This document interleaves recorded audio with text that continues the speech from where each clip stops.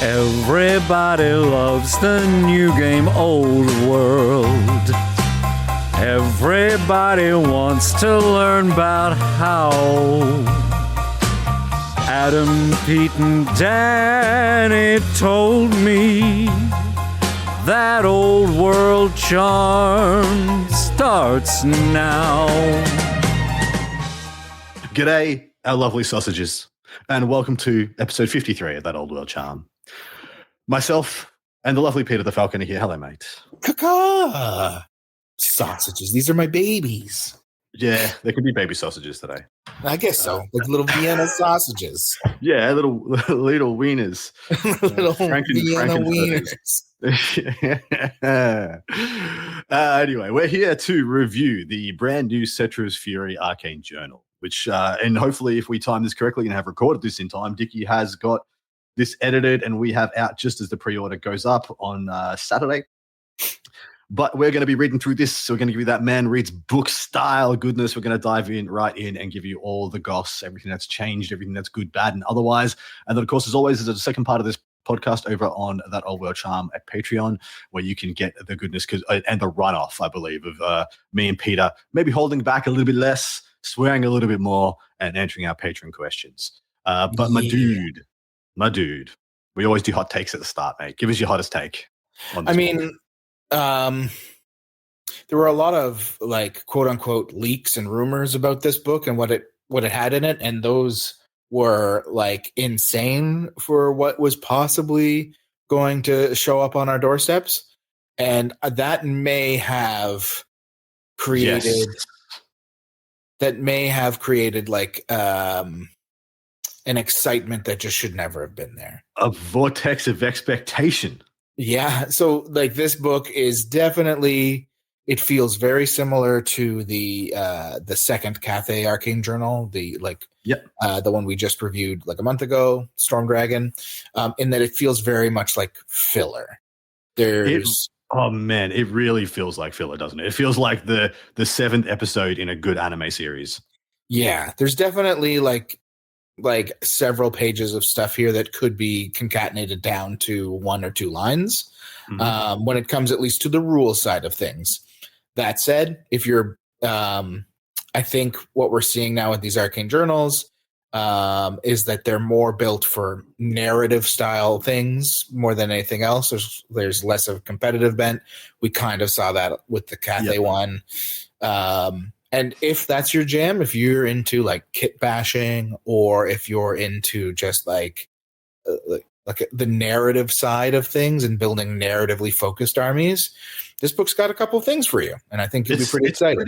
It's pretty good. The lore's not bad. The little 500-point sandbox system that they've built is not bad either. We're going to unpack that as well, because I didn't see that one coming. I didn't expect that one. Just for people at home. Vortex of Expectation is a remains in play large blast vortex. It's cast within 18 inches of the caster. Anything within 18 inches of the vortex is half initiative and gets always strikes last. If you're in the vortex, you can't charge. If you are touched by the vortex, you can't charge. Vortex of Expectation, guys. There you go. Yeah. What's the casting value of this vortex? It's a 5. It's easy peasy. Also, easy. Extremely easily dispelled, as we've learned. Very easily dispelled. I was going to give it two different values, like they're hard to cast, easy to dispel, but yours is better. Yeah, and that's where we're at. But I will say, as a fan of lore, I even loved all of the End Times lore, even when it got weird. This book hits it for me. I think it hits it better in some ways than most of the other Arcane Journals, especially because like one of the main heroes in it is a guy that gets like a paragraph in the Bretonnia Arcane Journal. And I honestly think it's a big swing and a miss that he isn't allowed to be used by any of the armies in this book, given that he takes up like 50% of the book. Which dude? The Wormslayer guy? The Wormslayer, yeah. Yeah. He's freaking awesome. He is cool. Yeah, what a baller backstory. And Yeah. he's mentioned so much, and then you're like, where is he? Yeah, you guys created an army where like the whole book is like half of the book is about how like cool that how like great a general this guy is of that army. You give us an army list for him and like how to design like the armor on his troops, and they're like, but you can't use him in that army. No, like, what are we doing here? What are we doing? It's such an easy thing. It's not like he's a broken character. No, he's not. Yeah. And Adam, I know we're burying the lead here. He's mounted in the stories. This is easy money. GW could have made a mounted Wormslayer, and people would have bought that shit. Resold. I would have bought that shit. Way more likely to buy the mounted one than the one on foot. Yeah. My God. Anyway, we'll get into that. The lore here is really good. You get a little bit of lore about the Border Princes in this book and kind of what they're up to as Settra's forces come to give them the deads.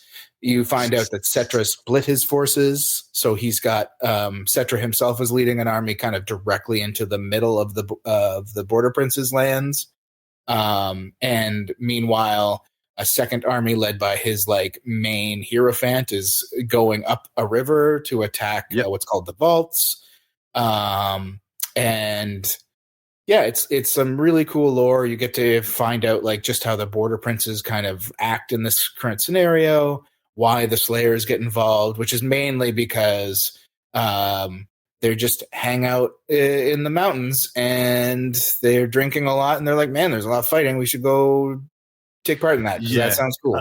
I will say, after skimming the lore, I found the inclusion of Slayers to be real ham-fisted. Oh yeah, they're just like, how do we put these guys in the lore? We got this army of infamy we want to release, and whatever. They're just there. The Tomb Kings walk past them, and the Slayers are like, "You what, mate?" And there we go, they're in. Pretty much. But some really cool stuff. I do love. There's talk about Elise Ducard or whatever the damsel, the named damsel from the Bretonnia book as well. She's featured pretty heavily at one point. The Wormslayers featured extremely heavily.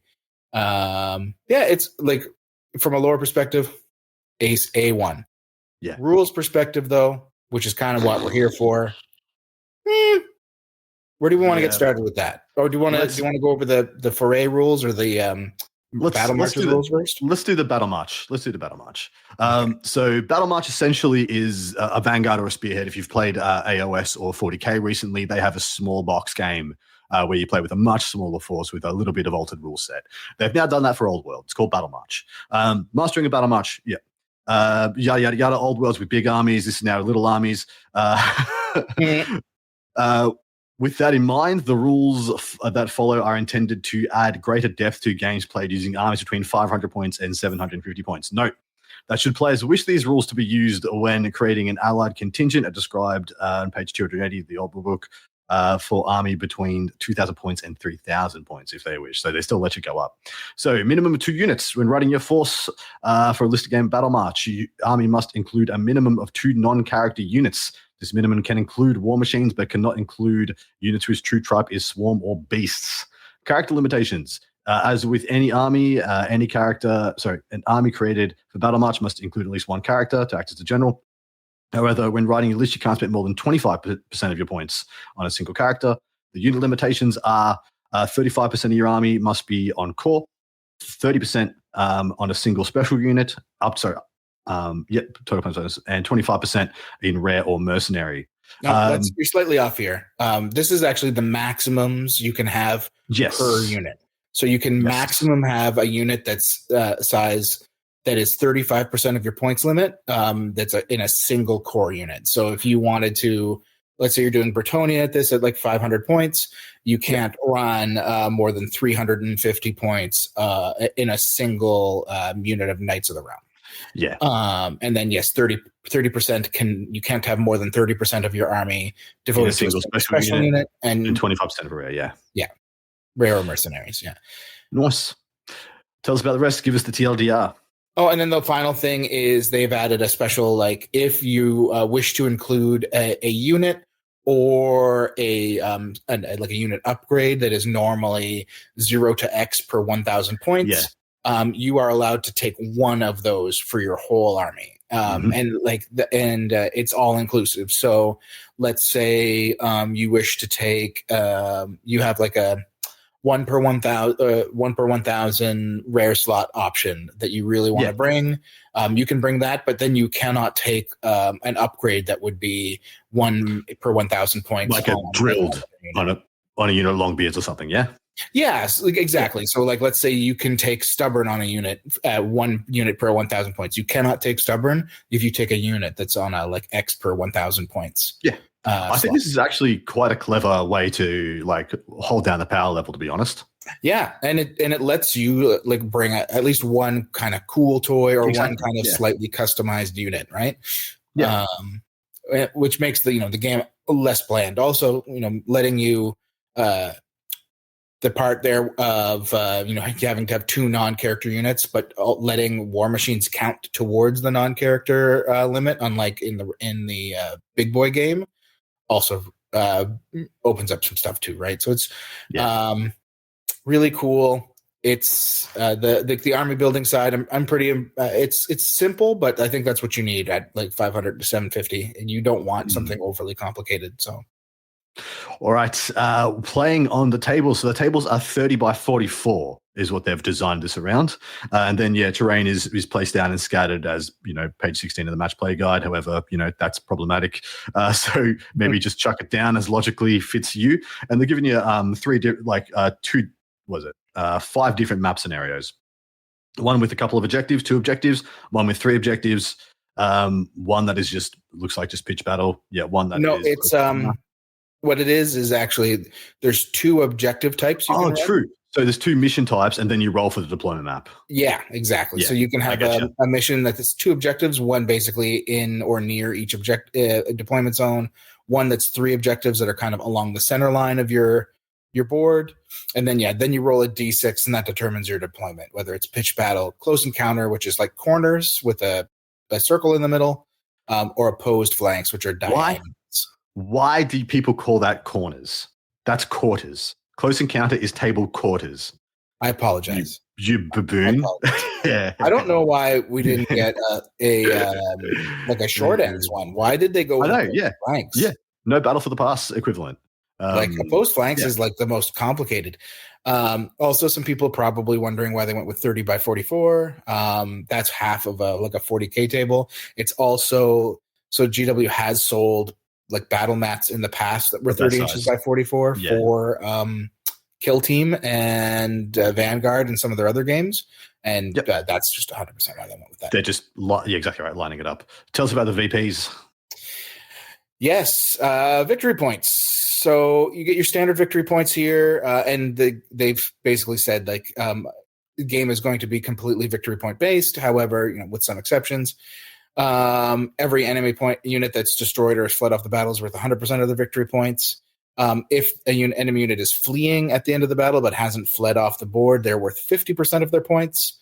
If an enemy unit has been reduced to 1/4 or less of its starting unit strength at the end of the battle, or is at a wound value that is equal to 25% or less of its starting wounds. This is very important because this is not something that we have in the big boy game. They are worth a number of victory points equal to 50% of their points cost. Aces. Do you agree with me? I'd like to see that in our game as well. Yeah, I would love it. I'd love it as well. Yeah, it's like there's just like a reason on turn 6 to just try a fireball at the dragon to get one more wound off. And in this case, it's only if the unit strength is equal to its starting wounds. So like this wouldn't work on chariots or things like that. But monsters, ridden monsters, which at 500 points, you probably aren't going to see too many that are 125 points or less, but whatever. Anyway, now then you have King is Dead. General is worth 50 points in battle marches. Yep. Trophies of War banners are still worth 25 points a pop. So that's the one that's wild to me. They didn't scale down the amount of the banners are worth. I assumed they were going to be like 15 instead of 25. So banners are worth heaps. And then BSBs are worth 25. Objectives. So the objectives, when you roll, they are worth 10 victory points at the end of each player's turn, based on who controls them. They then explain how you control objectives. So in this version, at the end of each turn, a battlefield objective can be controlled by any unit that is within 3 inches of it, that has a unit strength of 5 or more, is not fleeing, or has not succumbed to stupidity. If there are 2 or more eligible units, the closest unit controls it. If they are equally close, you have 2 units that are equally close, you go by whichever one has the higher unit strength. And then if they're equal in all ways, it is contested and nobody gets the points. Yeah. So there's a potential of 120 and 180 secondary points up for grabs, depending if it's 2 objective or 3 objective, Yeah. And that's not insignificant in a 500-point game, right? Yeah. I mean, just holding your one for 60 of the one that's on your side of the table is worth like a fast cav unit in this game sense. Yeah. Because most of your fast cav units are going to be absolute minimum, like no extra bits and pieces. So yeah, I think it's pretty good. Yeah, and that's kind of it. It's short and concrete, but I like it. I think it's great for new players because it keeps many of the like core rules, and the ones it changes, they're only slightly modified, so it's like an easy transition if you want to go up to a bigger number. And this would be great for like a one-dayer event. I would say even. Yeah, right? one day, 5 games, slap it down, go. Because I've played smaller, of course. Played a lot of pickup games, league games, slow grow games. With smaller armies on the same size tables on our 6x4s, and just nothing happens. Nothing happens all game. If your opponent doesn't have a fast army and you have a fast army, well, you pretty much win because they just don't have enough to hold you off, and you can just flank them at will, and they can't really stop you. Or if you've got 2 slow armies, you just walk at each other, and then you stand outside maximum charge range, and that's the game. The game stops there. So yeah, this is a much more intuitive rule set, I think. Much better. Okay, what's next in this We're book? up to the Tomb Kings. Oh boy, they gave us a new steed for Tomb Kings, the Barded Skeletal Steed. It is 1 less movement, but has barding on top of a skeletal steed, and will cost you 16 points to add it to either the Tomb King or Prince, Royal Herald, or either your priests, High Priest or Mortuary Priest. So 16 points each. Does this add? I don't think this really adds a one goddamn thing to the game. I don't think a Barded Skeletal Steed is a option for anything that other than maybe a priest. Maybe you chuck a caster on a steed for a bit if you can't afford something better and you want a little bit of extra speed on your caster. I would probably even then just put him on a regular steed because you don't want to lose the movement to get exactly. Armor save, right? The barding doesn't add anything to the priest. It doesn't have a freaking armor save. So yeah, sorry, never mind. So he gets like a 6-up armor save out of it. Yay! 4-up, I guess, if you take the heavy armor that they can take, the warding splint. I think it's a warding splint. So for that's 4 points, you get up to a 4-up armor save. 5-up ward. Regen. Maybe, and a regen. Maybe you take it. I don't think so. There's no reason, guys. No. I don't see anybody else taking it. I really mounted don't. Tomb King stuff is kind of garbo. This is fluffy, and it's because they have a new model. Yeah. They could have made this cooler. There's a lot of things they could have done. So many things. I mean, I know some people were kind of excited about the concept of maybe like a Necro Serpent mount, which would be cool. And with Beneath the Sands, like a character with in a unit beneath the sands, chef's kiss. Yeah. Even if it was bad, Adam. Even if it was bad, it would be cool. Cool concept. At least it would be cool. This is not cool. This is just like you might as well just take the regular steed in most cases. There's probably some very niche scenario someone's already thought up where like barding is the only thing keeping me back. Fair enough. All right. Well, moving on. I don't see it. By the way, guys, this is a whole page devoted to Barded Skull. Like they redo all of the character mounts for all of the characters. And then they're like, there's a line where it's like, just to let you know, all we did was add 1 mount to them. like at the very bottom, which was literally all they had to do. This literally could have been 1 line. Yeah. Literally could be 1 line. Any character that can take a skeletal steed can now take a barded steed for 16 points. Yeah. And then gives the barded steed profile. Whoop-de-doo, done. Anyway, for reasons unbeknownst to all of us, they decided to make a winged war sphinx because the Necro Sphinx wasn't enough. A winged War Sphinx will cost you 180 points. It's the War Sphinx profile at move 6, but it's fly 9. Weapon skill 4, strength 5, T6, 5 wounds, initiative 1, 4 attacks, leadership 8. Comes with the same Wicked Claws profile at strength user AP 2 in combat. Closed order, counter charge, indomitable 2, like I said, fly 9. Large target, Nekahara Undead, 6 up regen, D3 stomp, swift stride terror. Has the same envenom sting, same fiery roar. I don't know why they bothered to make this. It's a hobby thing. It's 100% hobbying. And like they even describe, like what they say is like the way we recommend you build this is you build a War Sphinx, and then instead of putting on the Howdah, you take the Necro Sphinx wings and you put it on it. I wish why not still let it have the Howdah? Well, that's what I think. I think if you made this like 215 points or something and said you could have the Howdah, this thing would be usable. It'd be good. It'd be good. Right now, like I think the only reason to use this is because I think you pointed out to me in the green room, it's 15 points cheaper than the Necro Sphinx. It hits slightly harder, I guess, but doesn't have killing blow. It has like 1 more AP, but doesn't have killing blow, and that's literally it. It's the counter charge. The only reason why I would ever take this is it has counter charge, which is kind of unique for a monster. And like the problem with it. So a regular Necro Sphinx, 195 points. So it is 15 points more, but you do have such a much higher ceiling with them, right? Because of the killing blow and the monster's killing blow attack. Like this. So I look at this thing for 180 points and I'm like, yeah, cool. 4 attacks, only D3 stomps, no impact hits. Yeah. I'm not scared. Like my Cav is not scared of this guy. My 2 up or 3+ save Cav, not scared at all. If I'm going in weapon skill 4 as well, it's going to hit with 2 attacks. Yep, it's going to wound with 1 attack, and I'm going to have a save. It kind of does nothing.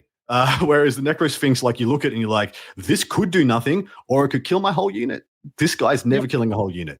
Like this thing bothers me a lot. It does not need to exist. No, to me, it's just like and I said this at the start of the show. This is like a hobby thing more than anything. The other reason why you take this, so just so you know, like for the people at home, this is a 1 per 1,000 rare choice for mortuary cults and for Grand Army. So in a scenario where you're running some like weird amount of points where you have already taken your 2 Necro Sphinxes and you have enough rare points to do a War Sphinx, a flying War Sphinx, maybe you take one because that's cool. Like you go full zoo. Yeah. If you're doing like, I don't know, like a 2,500 point game, let's say, or 2,400 point. Or in a scenario where you're doing like Highlander, where you're only allowed to take one Necro Sphinx and then take the Winged War Sphinx, you basically have 2 Necro Sphinxes. One's just like worse. But anyway. So I have a theory. Of why this exists. I reckon our good lads, our team of like 3 dudes that are designing, curating, and maintaining Old World, went to Games Workshop with a great, awesome, giant scorpion they wanted to make for Tomb Kings. And the people at Games Workshop, those big fat cats, they slapped it out of their hands and said, piss off, you idiots. Do something with a kit that already exists. We can't put your stupid big scorpion into the production line. And we have the Winged War Sphinx instead. So they went back to it and was like, well, how do we make a dual kit that, because you already make the War Sphinx and the Necro Sphinx from the same kit. How do we make a dual kit, a triple kit, and maximize the kits that already exist? Because that's the only line of thinking that I can come up with for why this is a thing. And if they do that like 2 or 3 more times with stuff in the game, I will be justified and say that I am 100% correct.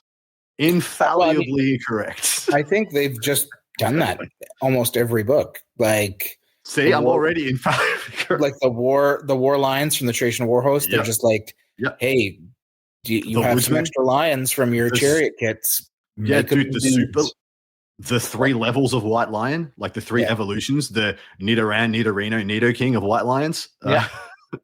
Same idea. It's just like getting more out of kits, right? Has anyone made that meme yet? We should. Someone get on that. Someone should do it. Yeah. But now we're on to something a little more exciting. And something that may being a very like stretch of the word. The incantations. I would be very happy if they continue to do things like this. Rather than just releasing armies of infamy, they add a wrinkle. an extra dimension to some armies. Tell us about these. What are they, and what do they do? So these are the incantations of the Mortuary Cult. And these are like bound spells that have been added to the Tomb King's lineup. They're single use, but they do not take up magic item allotments. Yep. And instead, they're similar to the Dwarven Slayer runes, where depending on what character you're putting them on, you can take X amount of scrolls. In fact, just like the Slayer runes, you can duplicate scrolls, but you cannot duplicate the same scroll loadout on more than one guy. On the same character, correct. Yeah. So if you have like a high priest, which can take 3 of these scrolls, and you give him, say, 2 of the Righteous Smiting Scroll, we'll get into that in a second, what it does, and like 1 of Arcane Urgency, you can't then take like another high priest and do the same thing. He has to have, he can have like a smiting scroll, but then he also has to have like a summoning scroll. And so you can't do any kind of duplicates. You can't take a bunch of necrotechs and give them all the same like cheap scroll if you wanted to do that, because you're not allowed. Yeah. Now, the way that, interestingly, in addition to these, so I'm assuming I'm getting where you're going, the way you cast these isn't on a casting roll. You don't do a casting roll. You do a leadership test to manifest these, which is quite unique and so much better. So much better. Because if I'm paying points in the game at the moment for just a one-shot bound spell, because these things are one shot, but it's one shot when you've manifested it. If you try and fail, you get to try again, which is very nice as well. So these things have a lot of insurance on them because it's a leadership test rather than a casting roll. And then how does dispelling these work, mate? Yeah. Well, so just to go over that a little bit more, one thing I did make a little slight mistake. You can't duplicate the same scroll on the same guy either. So you couldn't have 2 smiting on the same guy. Yeah, you can't do smiting. Yeah. You can do like smiting, summoning on another one. You just can't have that exact same combo on somebody else. Anyway, back to this. Leadership test to actually cast the spell. The thing about that is when you succeed, you are considered to have cast it on whatever the base casting value is on the spell itself. And then these can be dispelled as normal, just like any other spell, using that casting value for these spells. So there is no like perfect invocations. There's no like outclassed in the arts in this scenario. If they even mention, like, if you dub 1s on dispelling one of these scrolls, it isn't a miscast for you. You cannot be outclassed in the art. And yeah, like Adam said, the good things about these are if you fail that leadership test, probably with a reroll if you have your BSB, then it doesn't go away. You can try again the next turn. Once you successfully complete the spell, that is when it disappears and you can no longer use that scroll. So, question just for the layman's out there who I know this question is going to come up. Let's say I cast it successfully, but then it's dispelled. Is it expended? Is it used? It is, yes. So if an attempt to perform an incantation is unsuccessful, the incantation has not been read to its end. However, if the leadership test is passed, it's considered cast and the scroll disintegrates, essentially. Yeah. Now, there are 7 scrolls that they're giving with this, and they seem to kind of hint that there are others. Oh, no, sorry, 6. 1, 2, 3, 4, 5, 6. Yeah. And Adam, why don't you start with the first one, the big boy, the 50-point mother. Let's go. Scroll of Withering. It is a hex, casting value of 8, range 21, which is nice. Range 21 is good. Till the start of your next turn subphase, the target enemy unit suffers a -1 modifier to its strength and initiative characteristic and cannot make ward or regeneration saves. This bound spell may target an enemy unit whilst engaged in combat. So this is a very powerful ability. It's very expensive ability, though. So 50 points. For, it's an 8 to cast. So if you get your leadership off, your opponent needs to roll an 8 on 2 dice, possibly +2, or +3 if you're in the mirror, I guess. And yeah, it's not that hard. It's not that easy to stop it. And what it gives you is just like almost an auto win combat. Like, great, cool, 50 points, I get it off, I'm going to win this combat. Almost guaranteed. But it's a lot. It's a lot. It's not really what Tomb Kings are trying to do. Tomb Kings very rarely bully you in combat; they grind you out. So I can't think of a Tomb Kings unit outside a big unit of chariots that wants to put this on a unit and then blow straight through them. Like just a big charge, execute, kill the whole unit, continue, or break and run them down. So it's hard to conjure where I would want this. What do you think, mate? This is really good in like the mirror, for example. Yeah. You cast it because 21 inches is an intense amount of range. It's good. Yeah. This is like great in the mirror or great into like any kind of grind, which is what you want to get into anyway, right? Into like an elite unit. But yeah, the mirror where you're up against a bunch of regen saves and ward saves, like often like with a Tomb King on a dragon or a priest on a dragon, you lock them in for that one turn and then you cast this on them, especially if it's the priest, so they don't get the chance to dispel.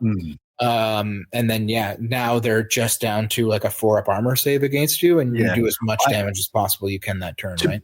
To be fair, this is pretty good for Beaucharpty, right? If you were to rock this up, or let's say you've got your high priest on a dragon, rocks up to their dragon, slaps this on it. They've got a high elf prince dragon, 3-save dragon, -1 modifier to strength and initiative. That doesn't matter, but no ward and regen means they've just got their 3-up.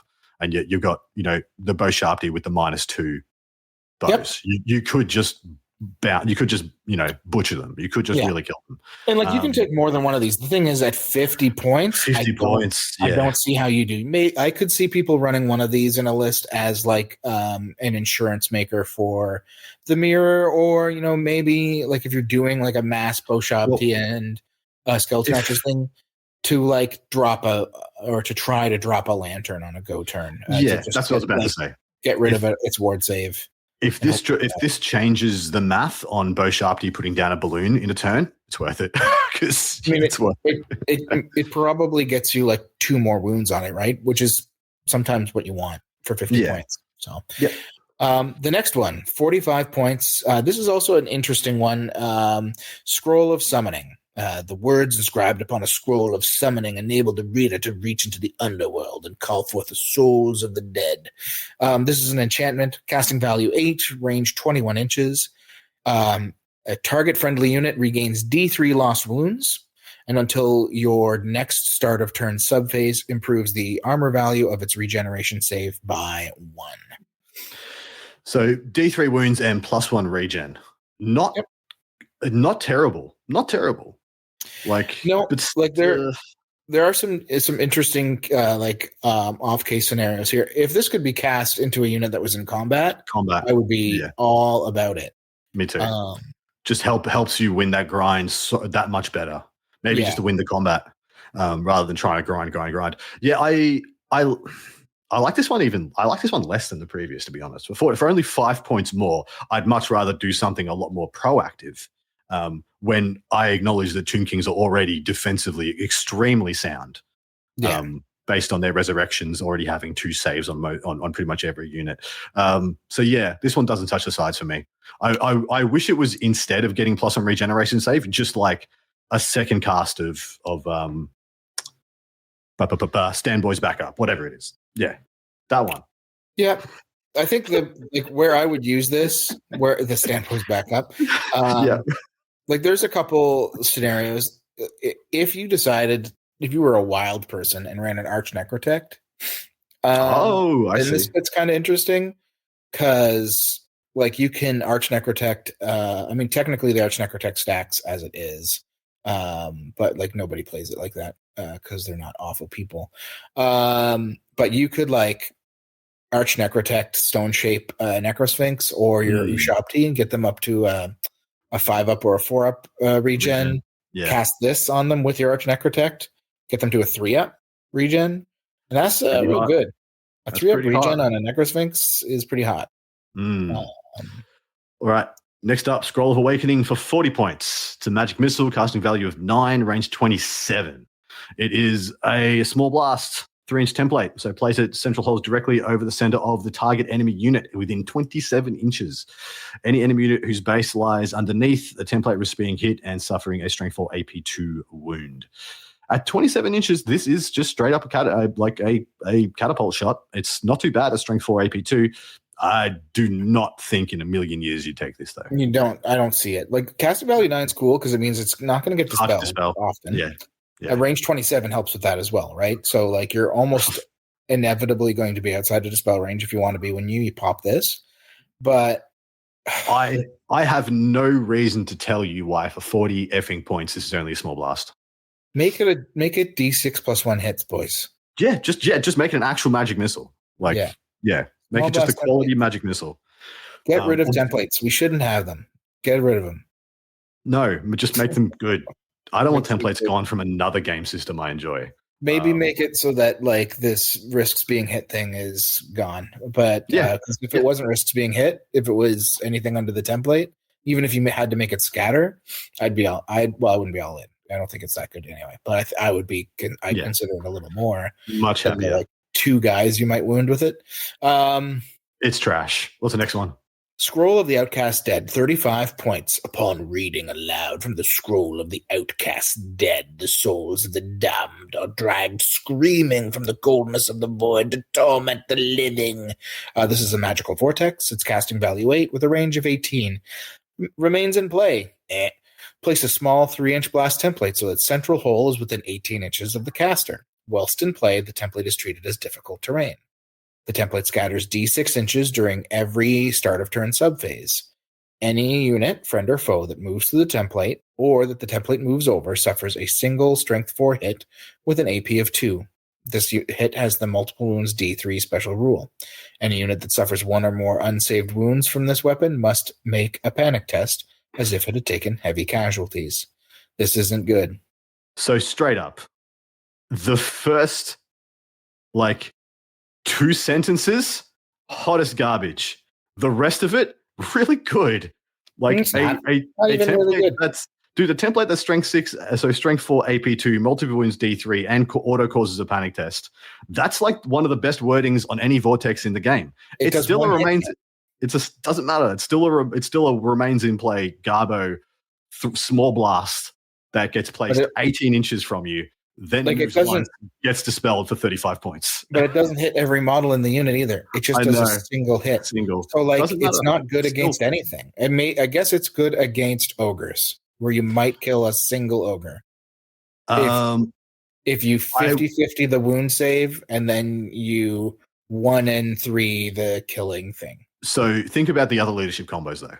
Right, you've got Skulls of the Foe. You could be proccing off on them for leadership modifiers and a couple of other ones you could stack. So, but yeah, still, it's not good. It's not good. Yeah, they tried real hard. They have to take an unsaved wound. The one wound they take. And then they changed, they changed also how vortexes move through units too, right?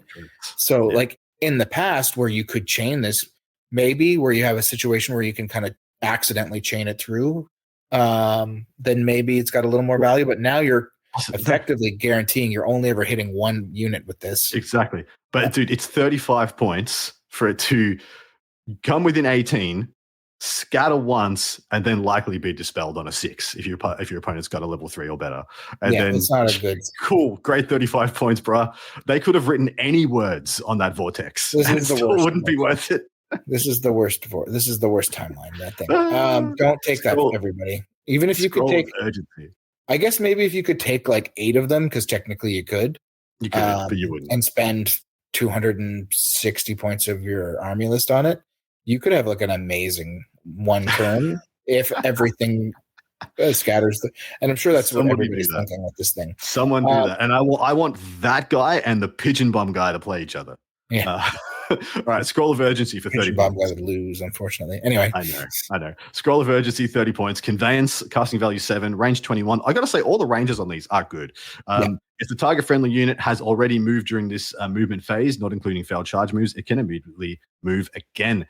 So 30 points to literally just have a move again spell, pretty much. Your Walk Between Worlds, your whatever equivalent. You'll just move again, go for it. Arcane Urgency. We know how many of those variants are worthwhile taking in Tomb Kings because there's a whole lack of dynamics for Tomb Kings a lot of the time. I think this one is, in my opinion, the most takeable because the way I see it using is it's your get out of jail free card. Because when you've already tried to cast all your move again spells and you failed, you pop this guy for a leadership test and you see if you got your third chance to possibly get your spell off. I like it a lot. What was the analogy you came up with? You compared this to the Lore Familiar? Yeah, it's not as good, but there's a lot of people that take Lore Familiar and Battle Magic because Arcane Urgency is so good. On top of Fireball and what used to be Pillar of Fire. But Arcane Urgency is often like from a competitive level, the spell you want and why you would take Lore Familiar to get it. And this is 30 points, same cost as Lore Familiar. It doesn't take your magic item slot to use it though. It does take from your overall points, but whatever. To get this. And like it's decent. A 21-inch range is massive compared to Arcane Urgency. I believe Arcane Urgency is much smaller. So like putting this on like a Hierophant on a dragon, like just so that you can kind of like fly up with your Tomb King, say, and then double move him. Or just double move yourself is extraordinarily powerful. I think this one could see play. I'm not sold that it would, but like this is probably the one I would look out for on people's tables in like a competitive Tomb Kings list. There's value here for sure. It's just whether 30 points is correct too much or not. Yeah, if you got 30 points of wriggle room or agility within your current build, I easily think it's the most takeable one. What was the last one? The last one is Scroll of Righteous Smiting for only 10 points. So you could definitely, in a very particular build, see people taking one or more of these. In response to the words upon a Scroll of Righteous Smiting, the warriors of ancient Nakara redouble their efforts to strike down their enemies. Sounds like this thing's going to do a lot. It's an enchantment with a casting value of 7 and the range of self, baby. It's also remains in play. Boo, but also maybe yay. Whilst this spell is in play, friendly units whose troop type is War Machine that are within the caster's command range can reroll a single artillery die or scatter die per turn. It's pretty good. For 10 points, if you're taking a double catapult build, double catapult, double casket, so to speak, and you're already playing that kind of, you want to stand back and shoot him up kind of build. I think it's quite good actually for only 10 points, and you could probably take two. You could probably take 2 of them on 2 different casters and just rotate them in and out if needs be. And I don't hate it for only 10 points. I think it's pretty good, but only if you're taking 2 or more War Machines. I mean, like. Cathay takes an Ogre Loader for 35 points to get a one-shot reroll. Yep. This is 10 points, and it's every artillery piece in range. So you take your like cheap Mortuary Priest, put this on him, keep him in the back with your like 2 or 3 Screaming Skull Catapults or whatever, depending on what you're taking. And it's like it's going to get you your value back. Those games where you don't lose the like 120 point unit to a misfire, right? So I think it's great. I think this is definitely another one that if you're taking a Screaming Skull Catapult, you probably take this just to have it as the insurance, right? 10-point insurance is not bad. Totally agree. All right, next up we have the Renegade Crowns. So give us a little breakdown of what this is and how to explain this to people before we jump in, because this might be a bit of a mess in the brain pan. Yeah. So the Renegade Crowns, these are they're like the pseudo border princes. So we've already got the Bretonnian Exiles, which are like a border prince army of infamy. Yep. Already for Bretonnia. Renegade Crowns are this is like a separate kind of border prince army. Like, so in this case, these aren't like a full army of ex-chivalrous knights. These are mercenaries and outlaws that have kind of banded together under one single warlord. And in the border princes, basically from a lore perspective. So and these are like vast mercenary companies. Guess what? It's not. It's not Dogs of War. It's not Dogs of War. Boo. Essentially, if you look at Bretonnian Exiles as cool, we are the knight ideology with a couple of auxiliary, empire things, and called the border prince brigands and say the artillery pieces. This one's much more of a holistic mishmash of ideologies. This is the empire side of it. This is like an empire army that can kind of take a Bretonnia guy. It's the inverse. Yeah, it's the inverse of the correct. This is worse empire most of the time. Yes, it is. It's a thing. All right, I'll run through the composition list and then you give us the high points. So up to 50% of your army can be spent on 0 to 1 Renegade Prince per 1,000 points, Renegade Captains and Outcast Wizards from Kingdom of Bretonnia, the Outcast Wizards. The core is at least 25% of your army can be spent on 0 to 1 unit of veteran sellswords, similar to veteran state troops, sellswords of infantry, free blade knights, and hireling outriders, Free Company Militia, and Empire Archers from Forces of Fantasy. And then up to 33% of your army can be spent on veteran Freeblades and 0 to 1 Border Prince Mortars, so the exiles coming in. And then up to 25% of your army can be spent on Brigands from the Arcane Journal of Bretonnia, 0 to 1 War Machine chosen from the following: Border Prince Organ Gun, Border Prince Bombard, from the same Arcane Journal. And then up to 33% of your army may be spent on mercenaries, including any Dogs of War from any Arcane Journal. And yeah, note that mercenary units are subject to the misbehaving mercenaries rules as described as page 279. Wish that wasn't there. It's kind of no need for it to be there. And then your Renegade Captain can be your BSB, yada, yada, yada. Any models that have the option to take purchase magic items may purchase common magic items as well. Give us the lowdown here, mate. This seems pretty freaking sparse. Well, I mean, it is and it isn't. Like, this is a full-on army list. There's a lot of options here. And, like, the concept here is they're trying to portray an army of sellswords and mercenaries and outlaws that have kind of banded together in no man's land to survive. So your Renegade Prince, we'll briefly go over the stat lines, but Renegade Prince, effectively an Empire General, mixed with a Bretonnian...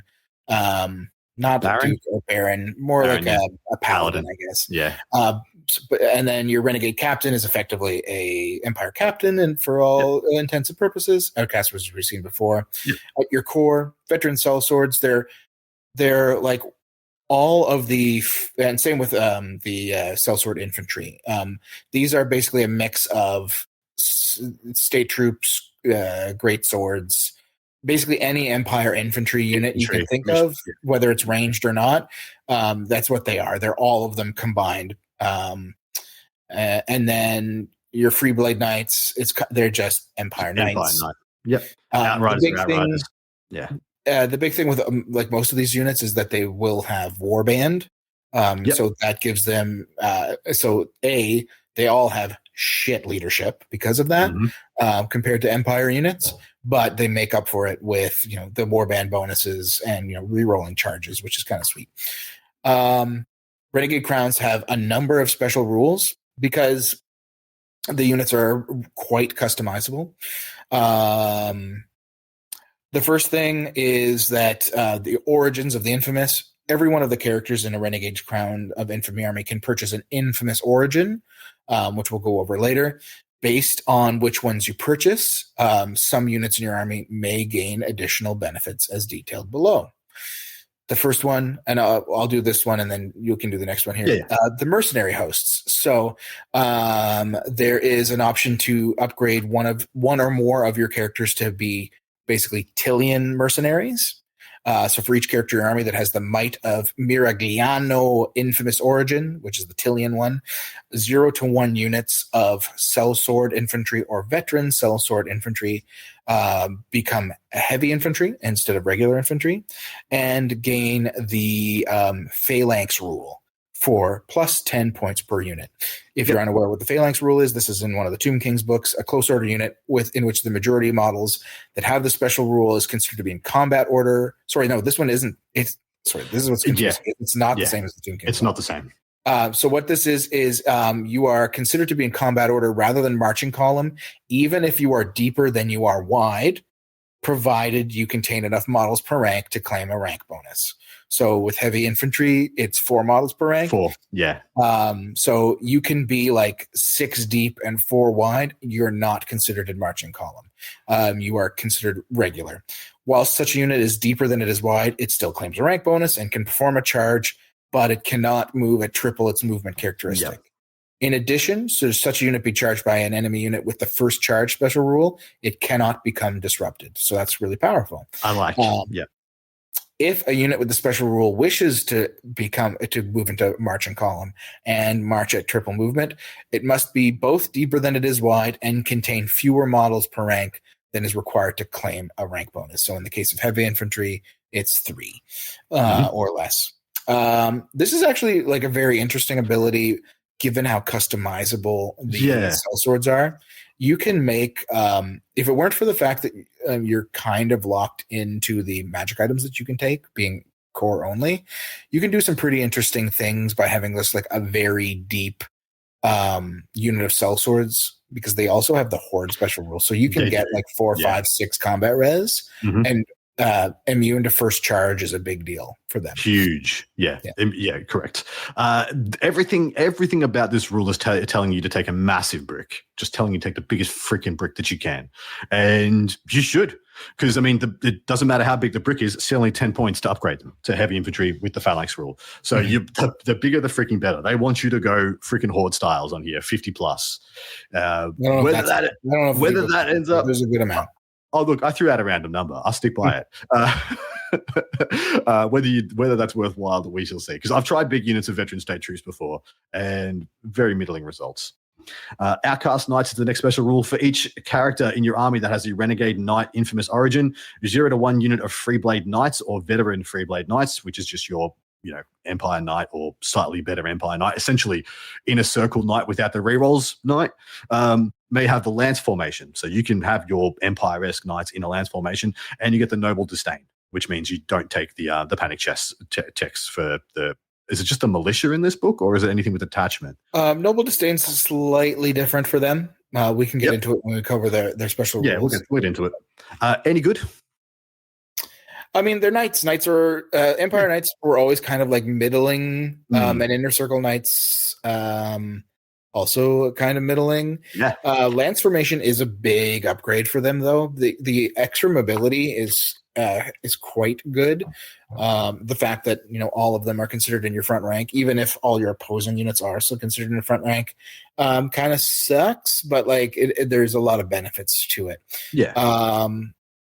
I would say the other thing, and we'll cover it when we talk about like getting that Renegade Knight infamous origin, is it does allow that character to take Bretonnia magic items. Correct, and that's the buy-in. I think that's the buy-in there. So I think you take it for just for that alone, and then you just get that little extra benefit of the lance.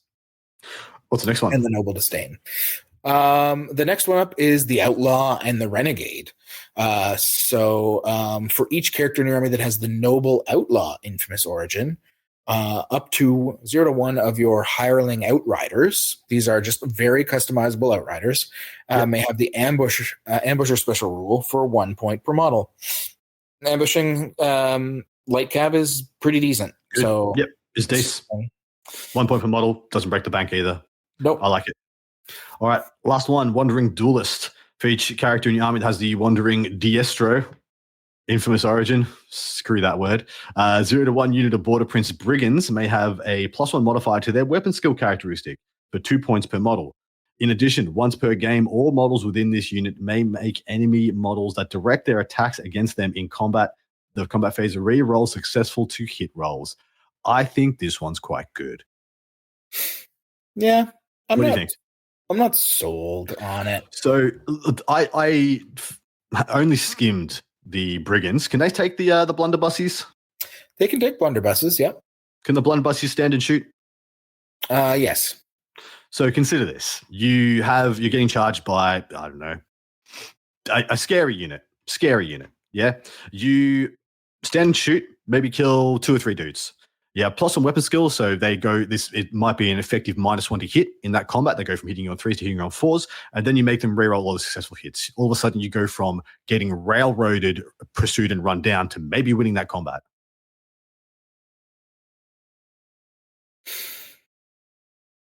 Yeah, that sounds cool. Does sound cool. May never come up, but that was like best case scenario in my head for this being a thing. Because those blunderbusses make them so expensive. So expensive. Right? That's why I figured you're already in. You're already in for a penny, in for a pound on the friggin' blunderbusses. So might as well jack it up by 2 more points per model, baby. Full commit. Yeah, The like I issue mean, with- I'm not. I don't think it's a bad. I think you might be onto something. Especially in like a world where like objectives matter. well, the issue is people just then understand what that unit does, look at it, and then just decide to fireball it till it goes away because it doesn't really have a save. So, yeah, it's gives and takes here. I'm trying. I'm trying, but that play excites me. Like just offering that play to your opponent. Yeah. So yeah, so that's like, so you basically have a Tillian option, Bretonnian, like a fallen Bretonnian option, a like fallen Empire option, because that outlaw and the renegade one does let you take Empire magic items on that dude, and then an Astalian option, essentially for character upgrades. Mhm. We now move into the like unit statistics. So your Renegade Lords, a Renegade Prince, base movement 4, weapon skill 6.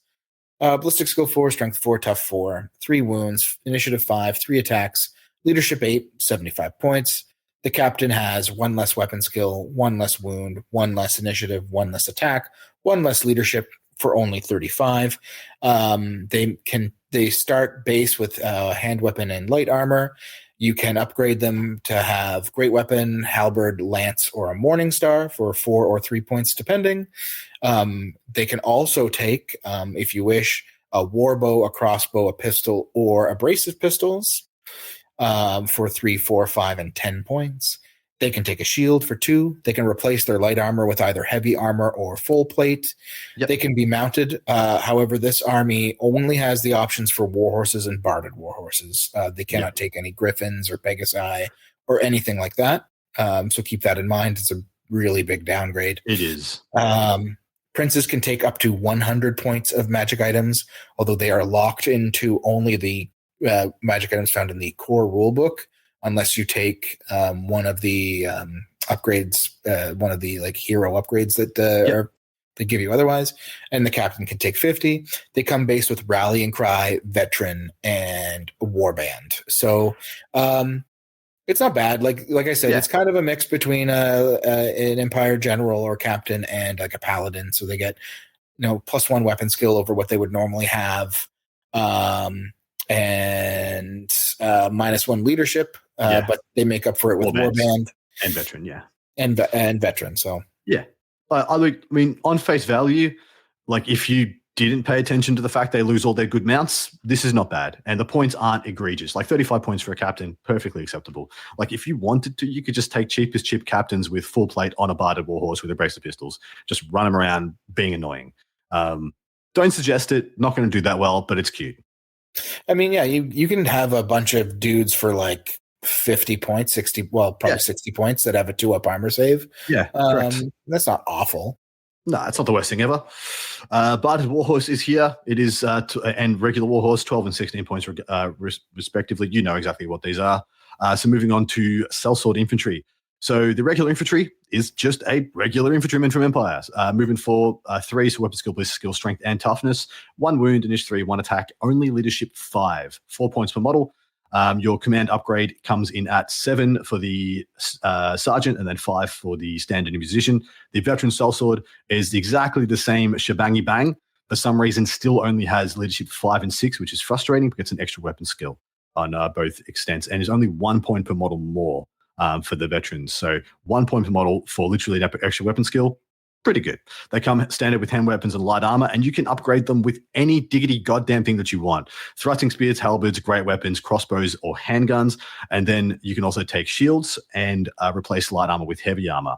You will rack up the points very quickly if you choose to, like, say, go handguns for 3 points a model or great weapons 2 points a model, and then also take a shield and heavy armor as well. All of a sudden you will literally double the points of your model. But then like I said, the veteran command is the veteran sellswords can take 50 points of magic items, and they can replace light armor with full plate for 4 points per model. You can build out your great swords if you want. In addition, they can have drills at 1 point per model, and the veteran officer can have 25 points of magic items. Sellswords come with the special rules of close order detachment, horde, regimental unit, air warband, and veteran sellswords get veteran in addition, as you would expect. Look, this is a Build-A-Bear of a unit. Like, you can literally do whatever you like. There's just one freaking rule I wish this unit had that it does not. I wish it had freaking Motley Crue. Either. Just maybe just the veteran version getting Motley Crue, or you could purchase Motley Crue, would make all the difference in the world. I think it would be pretty stellar, yeah. But I think like veteran sellswords, there's a lot to be said here for, especially if you take them with that Tillian upgrade. So they don't have to go too deep, and they maintain their because they have the Horde special rule, so they're going to still get 3 rank bonus. You pay the 4 points for heavy armor, so now they're 9 points. Shields get them to 10 points a model. You mean full plate, yeah? Yeah, sorry, full plate and shields. So you have a model drilled finally to 11. Correct. You have a drilled 3-up armor save infantry unit as Empire, like freaking actually hot with Phalanx, Warband, and Horde. It actually kind of looks pretty good. Then pay the 2 points for crossbows on them. And then why not? Just like you could stand in the back, shoot your crossbows all day, or handguns. I would probably go crossbows because they're cheaper and longer range. Yeah. And then when your opponent gets close enough to you, Horde up, reform so that you're like 4 wide and 6 deep or something, and gain all those benefits and live your like absolute best life. The other thing about that Tillian upgrade, and I hate the way they did it because they should have put all what the character upgrades do for the characters up in there the same as well. section. It's so stupid. Because it makes a big difference in how it gets explained up. But that Tillian upgrade, the other thing it does is if that character is in a unit, he gives a stubborn to that unit while he's in it. So good. So good. Like that makes this unit like really legit. Like I wouldn't say it's super legit, but it makes it something you could consider running. Correct. A 3-up armor save with crossbows. Yeah. Or make them a 4-up save with great weapons, which I don't think you do because like we already have that. Even the big and it's not good this enough. is core, I guess, is the thing, but it's not good enough. But yeah, like Warband on them is great, so you get your reroll charges, but also just the leadership doesn't matter. Now you're leadership 9 most of the time. 10 if you have a character in the unit. So like this is a pretty good core unit. I don't think it's amazing. It's I definitely think it's the best core unit Empire have access to. It's not the best core unit that Bretonnians have access to, so it's somewhere in the middle. The best that it's hard to say because I mean Empire's State of Null core outriders are pretty strong. Well, actually, fair. That is fair. And then we get Free Blade Knights are next. So Free Blade Knights are base weapon skill 4, ballistic skill 3, strength 3, tough 3, initiative 3, 1 attack, leadership 8 for 18 points a pop. Their command is 6 points per model. Veteran Free Blades for an extra 4 points, so 22 points per model, get an additional strength. So they're strength 4 base, which is good. They can be on either war horses or barded war horses. And that's an upgrade. It's a 3-point upgrade to get the barded, which is kind of shitty. Because like regular Empire Knights don't have to pay for that shit. Correct. They come base with heavy armor and hand weapons, all the knights, regardless of if they're veterans or not. For 1 point per model, you can either take lances or great weapons. 1 point per model gets you shields. You can upgrade from war horses to barded war horses for 3 points per model. And then veteran sellswords may upgrade their heavy armor to full plate for 4 points per model. So if you take like full upgrades on a veteran free blade unit, they go from their base 22 points up to 24, 27, I think it's 31 points per model. I was literally doing the same thing. So a slight bit cheaper than Inner Circle Knights, but they lose the rerolls. Right, because Inner Circle Knights are what, 34? I can't remember now. I will look it up. They might be more expensive, actually. Now that I'm talking about it. Anyway, they come with Close Order, Counter Charge, First Charge, and Swift Stride on the Free Blade Knights, and the Veteran Free Blades get Veteran on top of that. I mean, they're knights. They're fine. Yeah. I wish they got a little more. I wish you didn't have to just buy everything on top of everything on top of everything. Like I wish you didn't have to pay extra for the full plate on the veterans. for what I guess only 4 points per model more between the two, but that 4 points is literally just buying you an extra strength, which isn't nothing, but 4 points for one strength is. I mean, I'd pay that one strength. So it's veteran. It's veteran. No, veteran is what you're paying for. Yeah. No, it's both. One, like strength 6 with lances is big versus strength 5 or great weapons. I think the thing is here is like, what's the cheapest you can make them and still be 22 points. Don't bother with barded and take lances, no shields. 23 points for strength 6. Yeah, strength 6 attacks with just a 5-up armor save. No, thank you. I mean, but I appreciate that you tried. I was just thinking, like, just for like, how do I save points and make this unit still effective? I guess, like, when we go back to the origins, because we should actually just do it that way. Honestly, it's too late now, Peter. It is too late now. Okay, it's just so. I hate this book. Inner Circle Knights are 29. Per model. Okay, so that's well, sorry, 30 with the lance. Yeah, 30 with the lance. They don't pay for full plate. They already have it, right? They already have it, yeah. And they have what reroll 1s to wound, just built in. Yeah, but they don't have veteran. They can pay 2 points per model for stubborn. Yeah.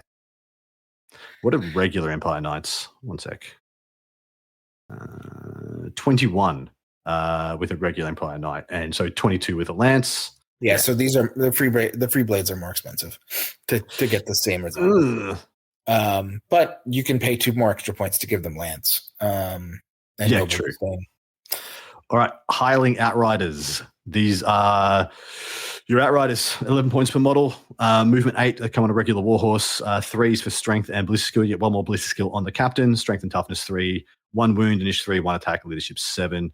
Come with hand weapons, yada, yada, yada. Can take cav spears, 1 point per model, short bows, pistols. Short bows for 1 point, pistols for 3, and a brace of pistols for 6. Can take light armor for 1 point, heavy armor for 3 points, and shields for 1 point as well. So you got your unit upgrades for 6 points per model, and 0 to 1 unit per 1,000 can have feigned flight for 2 points, reserve move for 1 point, vanguard for 1 point, and 50 points of magic items. Magic standard worth 50 points. They come with fast cab, fire and flee, open order, skirmish, and swift stride. So this is not bad. So 7 points per model. What do you reckon, mate? I'm going to quickly look up how much. What did I say? So they're 11 points. They cannot take repeaters. They can't take repeater handguns or repeater rifles. So that's a bit of a blow, but not overly so. So these are more akin to like road wardens or pistoliers than outriders, to say. Pistoliers are 16 points per model, come with heavy armor. And so these guys as pistoliers are like 20 some odd points. Way more expensive. To take the same, but they're extremely customizable, kind of the same idea. Like you can, instead of going for ranged, you can take like cav spears, heavy armor shield. Yeah. And so now you have like a 4-up armor save dude. That's 12 points for 16, 17 points per model. Reserve move, vanguard, feint flight. Like feint flight plus fire and flee is always very powerful to have. I think they were a little too aggressive with the upgrade costs because they add up so fast on these units. So much. Especially being only ballistic skill 3 on them. There is a way to make them ballistic skill 4 or at least 1 or 2 of them in your army ballistic skill 4. But overall, once again, just a highly customizable unit, but you pay for it. Yeah. All right, we got our 2 artillery pieces. Take it away. Yeah, Border Prince organ gun. It's an organ gun, just like what dwarves have, so not a Hell Blaster like Empire. And that's it. It has the levies special rule and skirmishers. Levies is great, by the way, so you're not going to cause panics if they blow up. Toughness 7, 3 wounds, 125 points, and the mortar. For unknown reasons, it's 5 points more than a Hell Blaster. I mean, it's just because this isn't a good movie for me. And then the Border Prince mortar, 90 points, and it's a mortar with levies. Yay! So the mortar is special. The mortar is 95 for Empire. Oh boy, finally we found a bargain. The the border princes aren't overtaxing. Yeah. Okay, Right. and then we have our infamous Origins, which probably should have been at the top. Up the but top, this, and is, in my opinion, the only exciting part of this army. Yeah. So this like doubles down on and we've said it before, on the customizability of this army and what will make some of those units above actually worth taking. So we've kind of already gone over them before a little bit at a time. Now we'll kind of go into more in depth. So any renegade lord, so captain or prince or an outcast wizard within your army can choose to be upgraded to have a single infamous origin. You can duplicate infamous origins. You can have as many as you want per every character, right? And this is what they get you. So the first one, I'll do the first one. You can do the next. The Might of Miragliano is plus 25 points. This is your Tillian upgrade. The Tillia is famous for its mercenary companies led by skilled commanders of great courage and repute. A model with this infamous origin has a +1 modifier to the leadership, so they go from 6 and 7 from 7 and 8 to like 8 and 9. So that's already quite good. These are warband units, so you're going to be maxing them out of 10 most of the time anyway. And they gain stubborn and Tillian stoicism. Stubborn by itself does nothing unless if these guys are by themselves, but Tillian stoicism helps because this rule is, should a character with this special rule join a unit prior to that unit prior to them making their first break test of the game. So before this character has to make a break test, if it's in a unit, that unit gains the stubborn special rule. However, should the character leave a unit they have joined for any reason prior to making their first break test of the game, that unit immediately loses the stubborn special rule. So basically, this character has stubborn. As long as this character has stubborn, any unit it joins has stubborn as long as he's in the unit, is what they're trying to say. So if you pop him in your veteran sellswords, and then for whatever reason, you're like, this guy's going to charge me with 2 dragons next turn. I can't get away. He's going to bolt and join another unit. The unit that the dragons are going to charge loses stubborn, but the unit that he joins will gain it because he still hasn't used his stubborn. But once he uses stubborn, if he swaps between units, the stubborn is gone. He doesn't keep giving it up. Correct. And it's a long way of saying that, but that's what it's between the lines. All right. The Knight Renegade is up next for 25 points, and I quite like this one. This is the one that'll be giving you the option to take Lance and Noble Disdain.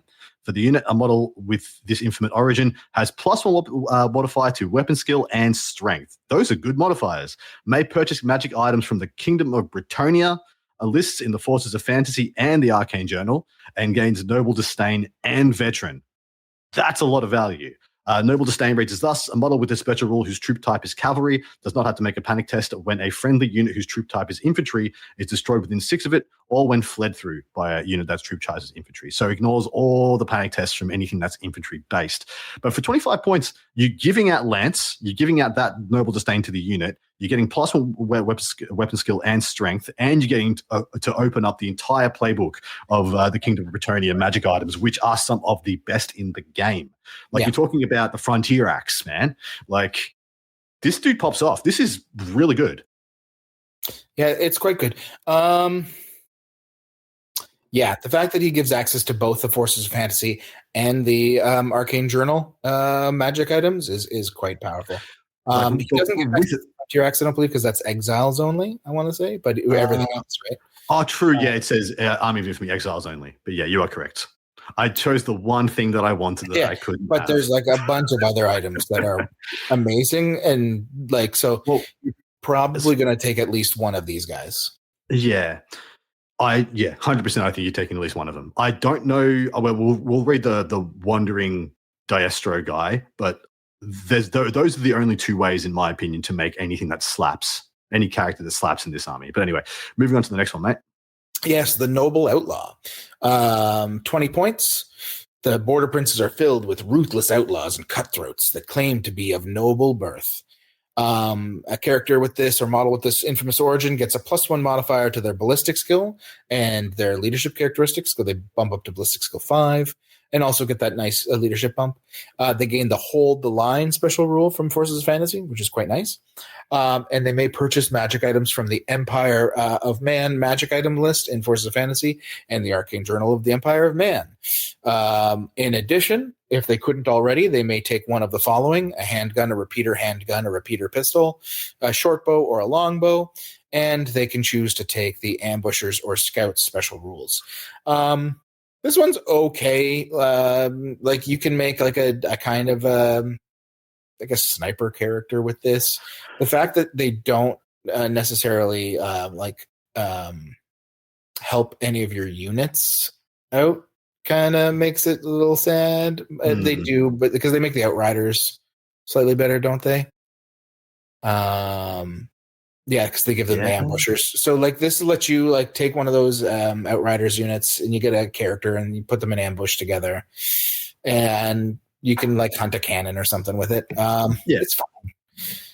So I'm trying to figure out if there is a build here with a Outcast Wizard. You taking this one? So I just wanted to quickly look what the Outcast Wizard ballistic skill is. It's probably and then you take the plus to cast magic missiles wand, and you try and just like daka an Outcast Wizard. Yeah, is that going to be a thing? So I'm just quickly scrolling down the Arcane Journal. So apologies. Green Knight. I mean, it's only ballistic skill 3, so you get up to ballistic skill 4. You could give him like a handgun or something, or a brace. It's not enough. I was hoping it was 4 and would go to 5, and then it would warrant the repeater. Yeah, that was the play. The play was to go repeater pistol, the plus to cast magic missiles wand, and put it on Outcast Wizard. Never mind. Wasn't to be. That's not what it's good for. No, turns out it's not. Anyway, I mean, you can still take the like Prince's bow or whatever, and put him on the sky in ambush with a small unit of Outriders and like hunt something. I think that's fine. Yeah, I don't know if it's worth it, but I wish it just gave you ambush and scouts for free. You're already paying the 20 points. I think is probably extreme, but way too much. All right, last one, the Wandering Diestro for 20 points. Has +2 weapon skill modifier. Nice. Gains feint and dodge special rule. May not take any weapons with the last strike special rule. May take an additional hand weapon for 3 points per model. The feint and dodge special rule has been cut off in a huge and amazing display of absolute neglect and but it reads, the first bit reads, once per game when an enemy model directs its attacks against a model with the special rule and then it ends. But it obviously, in both Peter and I's opinion, refers to the fact that you've once per game make your opponent reroll successful hit rolls against you once per game, as it was mentioned previously. The fact that it's cut off is just freaking hilarious and shows a little bit of the lack of love the old world gets at times. Is this any good, though? Because I think this is okay. Yeah, I think they're just trying to be so safe with this by saying you can't put it on a great weapon. It's like they're acknowledging that great weapons are too powerful compared to other types of weapons, which is hilarious.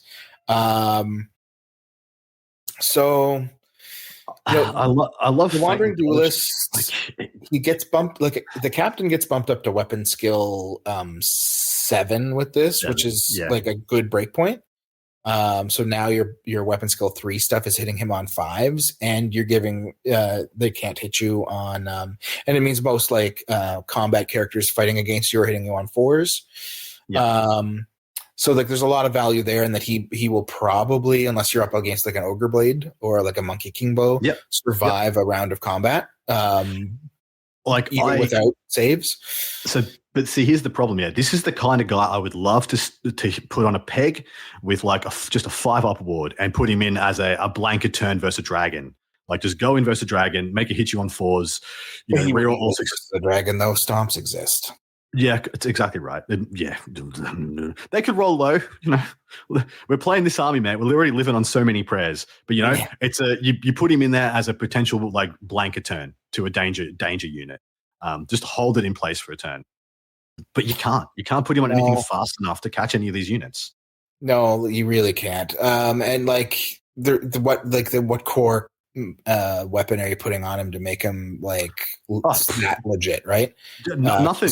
You can't take the great weapon. I guess you take sword and board and double down on the maybe I can get into a 2-up armor saveness, like because you can, right? You can. Yeah, like I think there's a few warhorse shield with a 5-up invuln. War. I mean, like you could just also put him in your unit of Border Prince Brigands that he's upgrading. Yeah. And now they're weapon skill 4 and he's weapon skill 7 or 8. And yeah, he just to challenge him out and then have an infinite amount of combat res. I guess that works really well too. Just make him as defensible as possible. And then they charge you with a big unit or a big gribbly, challenge it out, just die to the stomps. Maybe not a huge amount of overkill. And, you've got 7 combat res, 8 combat res versus maybe they're 2 or 3. Yeah, I think there's we're grasping at straws here. Absolutely, we are. Absolutely. Like it's something where it's very close to being cool, but then they made all the upgrades so expensive that it's not. These upgrades, my man, could be free. Could be dead set free, and it wouldn't be broken. Some of them should be free. The thing you mentioned earlier with the ambush and stuff, that should have been free. That should be 100% free. As far as I can tell, it's the first 2 are bust. Like the Tillian one is fantastic as a one-of in your army, and the Renegade Knight, I could see you taking 2 of those very comfortably. Yeah. There might be a cause for the Empire one because there are some good Empire magic items. Like getting even just like the Witch Hunter Talisman for the Magic Resist 2, and the once per game armor reroll is probably pretty decent. Yep. But yeah, so that's it, right? Is there anything else in this army? There's a lot of rules in this army. It's extremely customizable. I don't think it's going to be competitive because by the time you upgrade everything to make it the way you want it to, it's going to be too expensive to do anything. So let me paint the picture. Yes, the hobbyists out there are going to have a goddamn field day. This army is like a hobbyist's wet dream. Oh, it is. When you get to the competitive level at the table, you have horse-ridden characters, foot infantry, one version of knights, one version of two versions of the same knight, 2 versions of the same infantry, one option for outright for fast cav, and then 2 war machines. This is 3 war machines, but also no engineers, which hasn't hurt exiles before, but like you see what this army amounts to. There's very little there's very little damage output in this army. There's very, very little reliability or internal synergies. You just have the ability to upgrade your units however you want and then upgrade them again via the character system. That's pretty much it. But you're still working with really vanilla units. Mm-hmm. Sorry to be a Debbie Downer. I'm sure people like the lovers of this kind of gameplay and the hobbyists out there will get so much joy out of this army and the customization and pulling out all their old dogs of war and just saying that there's this army of infantry, which is exactly what you should freaking do. But yeah, this is not sparking joy as far as getting anything powerful going. Now, that said, we're also talking about the fact they have access to all of the Dogs of War mercs out there. Correct. And there are a few of them that are pretty decent. Yep. So you can get Badlands Ogre Bulls in this army. So you get some monstrous infantry if you wanted. Doom Seekers are probably the best Dogs of War unit in the game, and that's available to you. 100% agree. So just some options to spice this up. Would be very fluffy to put Doom Seekers in this army. Very fluffy. Yeah. All right, let us move on to something that I am more excited about, or at least I'm very, very, very happy it exists. This is the Slayer host for the Dwarves. The Warriors of Grimnir. All right, the Army of Infamy composition list is up to 50% of your army's points can be spent on Ungrim, who must be your general if he's here. From the Arcane Journal, 0 to 1 Demon Slayers per 1,000 points and 0 to 2 Dragon Slayers per unit of Slayers taken. At least 20% of your army points must be spent on Slayers, so a little bit of a discount there. So you don't have to spend the 33 or the 25. 50% of your army can be spent on 0 to 1 Brotherhood of Grimnir units, which is a brand new unit, and 0 to 4 Doomseekers per Demon Slayer or Dragon Slayer taken, which is the most interesting thing to unpack. And then in the rare slot, up to 25% of your army can be 0 to 1 Goblin Hewer per 1,000 points, a 0-1 dwarf cart per 1,000 points, not including miners carts. So they might as well have just said the cart that you could take. If your army includes Ungrim, 0-1 units of hammerers may be included as a rare choice. And then up to 20% of your army may be spent on mercs, including 0-1 units of rangers. So you could have a unit of rangers and a unit of hammerers and some pony carts, and then your stuff. But I think the players who are going to be picking this up will be 110% all in on the big angry red-headed boys. You get the runic items, and you get the runic tattoos, and then a single Dragon Slayer can be a BSB for 25 points. How do you feel about this composition list, my man? I mean, it's cute. It's definitely like we already have had a pseudo Slayer host out there, right? Yeah. So I feel like this isn't 100% necessary. I get why they're doing it because they want you to be able to do it without having to take Ungrim, and this does open that up by saying, like, if you want to take Ungrim, you can in this list, which is awesome because Ungrim's cool. But you don't have to, and then you just get different benefits for not doing that, right? It kind of annoyed me at the end there where it said you could take the hammerers, you could take the all the other bits and pieces like the rangers and stuff. Because I'm like, well, the Ungrim army already does that. So where's the difference between this and that? Why not make this one a point of distinction and change the additional unit? I know it's thematic for him to have the hammerers with him because he's a king and they're defenders of the king, yada yada yada. But it just seems a little too samey when they could have gone another direction.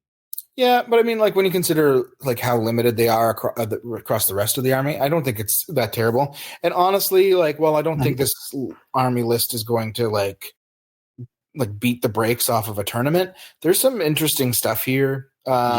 From a for funsies perspective. They had an opportunity, dude. They had an opportunity. So the Goblin Hewer exists. So, there is already a Slayer adjacent kind of construct war machine, yeah? I wanted the Slayer gyrocopter. Yeah, that would have been kind of cool. I wanted it. And literally the whole purpose is to just freaking crash it into your opponent. And and then on a 4+, the Slayer gets out, having survived the crash and fights on. And that's it. I wanted it so much. That would have been actually kind of badass. It would have been badass as hell, dude. All right. Let's go. Even if you took the guns off and it just had more impact hits. Dude, exactly. Dude, you nailing on the head, dude. Maybe it has a rock on the front and does like D6 +1 impacts or a D3 +2 or something. Dude, it would be so sick. Oh, it would be so good. Anyway, and then like if it dies on a 4-up or a 5-up, the Slayer or 2 Slayers jump out. And exactly right. 2 Slayers punching a dude. Oh, spot on. So good, man. James Workshop, pay this man. Yeah, pay this man to make your Slayer host. Do you know how much money you'd make for Slayer gyros? Anyway, I'll be somebody kit bash some Slayer gyros for us, regardless of their lack of rules. Yeah, it's necessary. All right, special rules, dude. Take it away. Special rules. Okay, so if you're running a Slayer host, you get some special rules. The first one, from the wilds. Slayers are drawn by the sounds of battle and the promise of violence. 0-1 units of Slayers with a unit strength of 10 or less in a Slayer host army of infamy may have the ambushers and skirmisher special rule for 1 point per model. Not bad. It's okay. Yeah, not bad. Not bad. It's like I hate that they're doing this like limiting to 10 thing for ambushers now. Yeah, silly. Because like, just let us have fun. Yeah, dude. I don't know why this is limited to unit strength 10 or less. It's very unnecessary. Also, like Slayers are stupid expensive already. Yeah. So make it 15 at least. Like, do us a favor. It kind of pisses me off. I wish it was like 0-3 units of a total unit strength of X.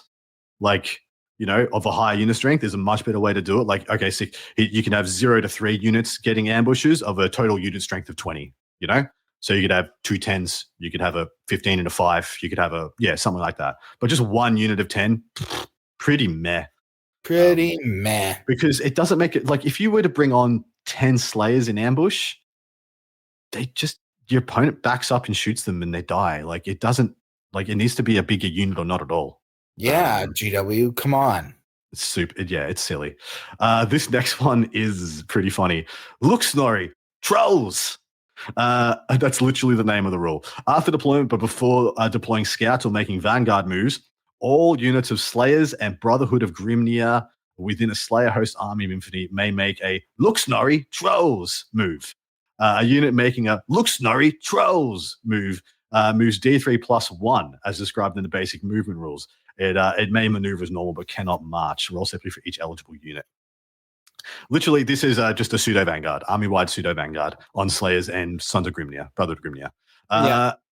It's very necessary. Like they needed some rule like this. Why they couldn't just give them Vanguard? Why they needed to invent the Look Snorri Trolls? I don't know. Right, so they can get Vanguard already because of the runes. The runes, right? So yeah, that's really it. So now they can get Vanguard on their standard, and then also have this and move maybe 7 inches before the game starts. Yeah, let's go. I guess 8 inches if you have a Bugman's cart. Isn't that wild? If you high roll this, you can move 8 inches before the game begins.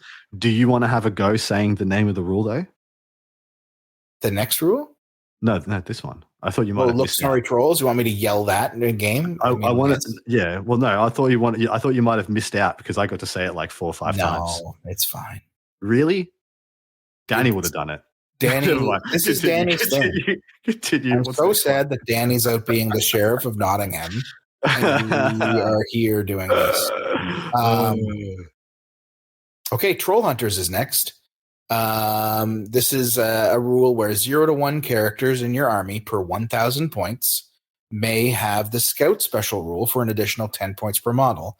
However, you cannot give this special rule to Ungrim Iron Fist because they don't want you to have fun. So you can put a Demon Slayer or a Dragon Slayer into scouting, and you probably don't ever do that. But with Look Snorri, actually, Look Snorri Trolls happens before scouts, so you don't even get that benefit. Nope. So it just sucks. But like, if you like that kind of thing, if you like being aggressive.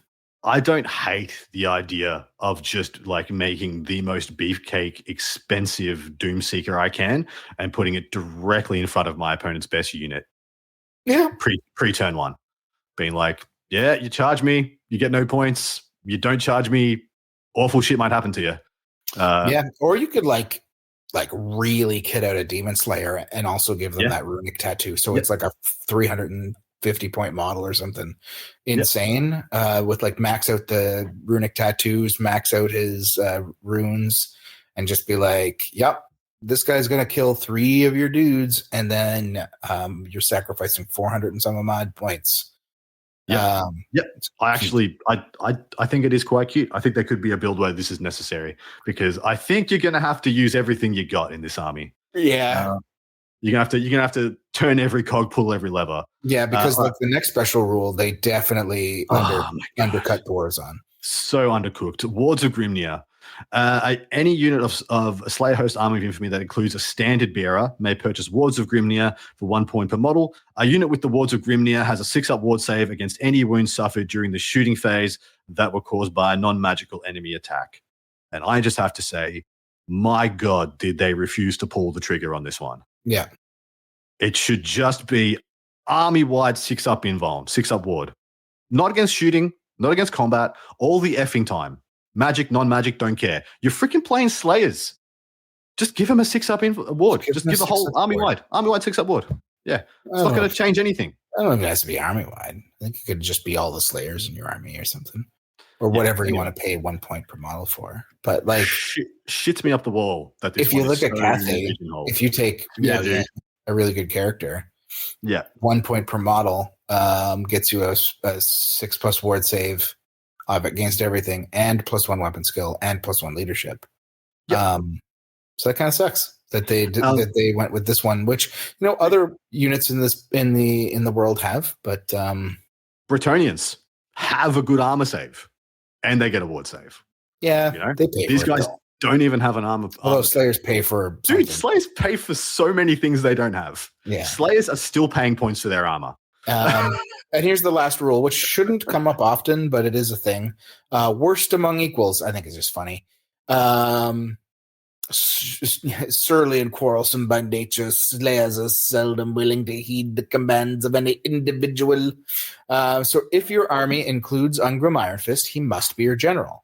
If not, You must nominate a Demon Slayer or Dragon Slayer to act as your general, even though the loner special rule would normally prevent this.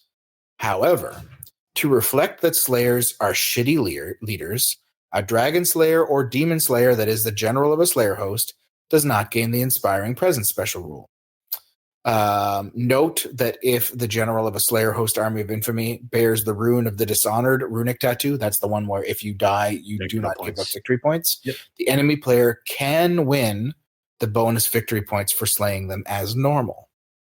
So you still get the plus 100 for killing the general, etc. Yeah, you still get your general victory points. You just don't get the rest if you kill the general of a Slayer host that isn't Ungrim. Ungrim gets all the benefits as well. Yeah, so literally they're telling you Ungrim or bust, but you still might not want to.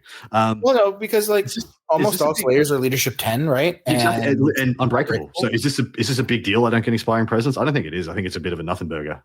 Yeah, it's just fluff more than anything. Yeah. All right, Brotherhood of Grimnir, the only new unit, and the last thing we'll be talking about in this, because you don't get any new runes or anything in this army unit for me.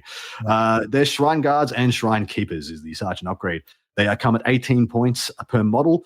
For movement 3, weapon skill 5, bliss skill 3, strength and toughness 4, 1 wound, initiative 3, 2 attacks at, of course, your leadership 10. 21 points for the Sergeant upgrade, which is another weapon skill, another wound, and the same amount of attacks. So actually, second wound is not bad for 21 points on a weapon skill 6 model. They are regular infantry with their hand weapons. They come as a unit size of 5 to 30. They can take additional hand weapons, 1 point per model, great weapons for 2 points per model. Then they got their unit upgrades, 6 points per model, apart from, like I said, the Shrine Keeper, which is the champ, for 21 points. They can take standard runes up to 100. A Shrine Keeper may purchase a runic tattoo, which says varies, and a weapons rune of up to 50 points, and talismanic runes a total of 50 points as well. So you can spend a lot of points on this dude. Yep. The special rules are blessings. It's a rune, They're a Slayer rune priest. Blessings of Grimnir for the Shine Keeper only. Closed Order, Death Blow, Gromdor weapons, Hatred, Orcs and Goblins, Immune to Psych, Loner, Magic Res 2, Motley Crew, Resolute, Slayer, Unbreakable. All the special rules. The Blessings of Grimnir is exactly what you said it is, mate. They get to make a Wizardly Dispel. However, unlike regular wizards, a Shrine Keeper doesn't have a level of wizardry to determine the dispel range or modify their dispel rolls. Instead, a Shrine Keeper has a dispel range of 21 and may apply a +1 modifier to their dispel rolls. And of course, Slayer is auto wound on a 4+, regardless of toughness. Is this unit any good? They're so expensive. Off their guts. Their chops expensive. So if you give them great weapons or additional, I don't know if you do. I think you do. They're 20 points per model for a toughness 4 unit with no save. You have a 6+ versus non-magic shooting, bro. What are you talking about? Now you could pay that, or you could just, because they have they can take 100 points in standard runes, right? So standards, the Master Rune Agni after the 5 or 6 up. Yeah, and that's probably what you do with this unit. And then I don't know if that's bad. They're 2 attacks each. 3 attacks if they go with additional hand weapons. You probably go great weapons, but anyway, 2 attacks each with great weapons is not a terrible amount of attacks. If you get to make your attacks in close combat is the only problem, but they have death blows. So that's cool. They get to punch back. I wish they got to punch back with their great weapons. With their great weapons, amazing. Correct. The only reason why you're taking these guys is probably for the Blessings of Grimnir, the Dispel. Yeah. The only reason I would see you are taking these is if you're not taking Ungrim and therefore don't have access to the hammerers, because I see these guys as just more expensive, shitty hammerers. Yeah, that's what they are. Yeah. If you are taking a Dragon Slayer, Demon Slayer as your general, this is the next best unit you can get, and maybe you take them.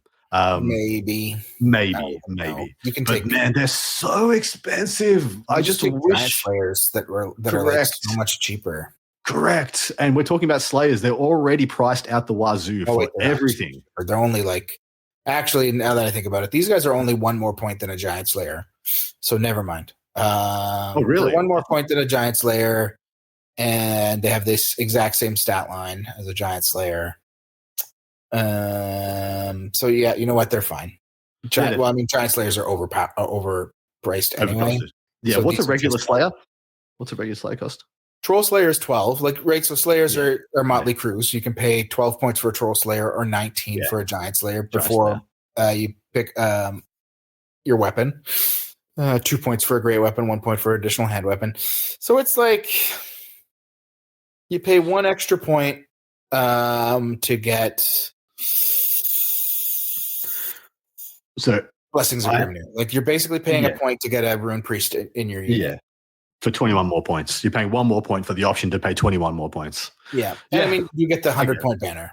Yeah, you do. You do. I guess can't be overlooked because the regular Slayers can only get 50. I just have fundamental issues with the price point of Slayers. You're paying for like the defensive profile of an Orc Boy for just an exorbitant amount of cost. Like, you're paying so many points for Unbreakable, so many points. Who cares about Unbreakable? You just all die. Like, no one's there to be unbreakable. You're all dead because your toughness 4 no save. They needed more here. They needed some way to stick on the table. Yeah, but if you don't think of this as an army that's trying to be competitive, it's just trying to be fun. Exist and have a good time. It's totally fine. It's totally fine. And I actually think there's going to be some hilarious sods out there that make like. So the way I see this working in my mind, and we'll maybe unpack this a little more on part 2, is you just min-max the Bojangles out of your Doomseekers and then make an unkillable super brick of Hammerers and Ungrim. And that's totally a thing that you can do. Or just not even bother with that and just min-max your Doomseekers, Dragon Slayer. Like, I think you'd end up having to play into we talked about this in the pre-show. Like, especially if you can get into an event that doesn't use the match players guide and limit you to like 3 Doomseekers, where you can actually take 4 Doomseekers per Demon Slayer or Dragon Slayer, you can do some real silly things, dude. That I think would be quite hilarious. Like 8 Doomseekers is a hilarious thing to me. It is, me too. But even without that, taking like double Demon Slayer, giving them the Dishonored rune, and then maxing out 3 Doomseekers, so you end up with like 1,000 points or 1,200 points or whatever, that if they die, your opponent doesn't get them, where the only points you're giving up are your Slayers and whatever else basically just your Slayers if you do it right. Like, I think there's some hilarious value there where you could pull off some very funny draws, if not wins. Just by denying points that way, right? Me too. Yeah, in an easier fashion than the Ungrim list was trying to do. Yeah, I think this list is actually quite cute in teams. Like, it actually is quite cute in teams. It would take a lot of generalship to make it work. But on that note, that's the end of the review of this Arcane Journal.